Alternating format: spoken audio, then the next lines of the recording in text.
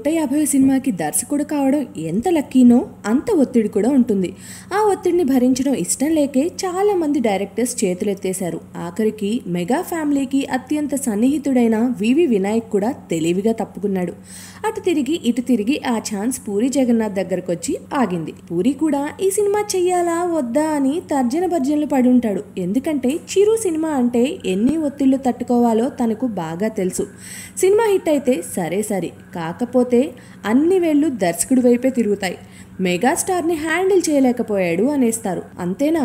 తన మూవీ విషయంలో ప్రతి అంగుళం చిరు క్రాస్ చెకింగ్ ఉంటుంది. కథ, సంగీతం, పాత్రధారుల ఎంపిక, ఇలా అన్ని విభాగాల్లోనూ చిరు ప్రమేయం ఖచ్చితంగా ఉంటుంది. చిరు అనుభవం ఉన్న నటుడు, పైగా తనకు ఇది ప్రతిష్టాత్మక చిత్రం కాబట్టి ఇన్వాల్వ్మెంట్ కాస్త ఎక్కువే ఉంటుంది. కానీ పూరి లాంటి అగ్రశ్రేణి దర్శకుడు చిరు అతి ప్రమేయాన్ని ఏ విధంగా రిసీవ్ చేసుకుంటాడన్నది ఆసక్తికరమైన విషయం.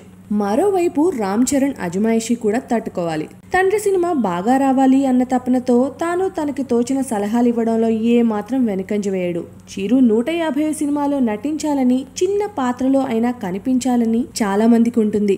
బన్నీ, చరణ్, వరుణ్ తేజ్ వీళ్ళంతా రికమెండేషన్లతో దిగిపోతారు. పూరి ఎవ్వరినీ కాదనలేడు. మరి వీళ్ళందరికీ ఈ సినిమాలో చోటు ఇవ్వడానికి చాలానే కష్టపడాలి. చిరుకి సినిమాల్లో తిరుగులేని ఇమేజ్ ఉంది. రాజకీయాల్లోకి ఎంట్రీ ఇచ్చాక ఆ ఇమేజ్ కి విపరీతమైన డ్యామేజ్ అయింది. దాన్ని పూడ్చాల్సిన బాధ్యత ఇప్పుడు పూరిపై పడింది.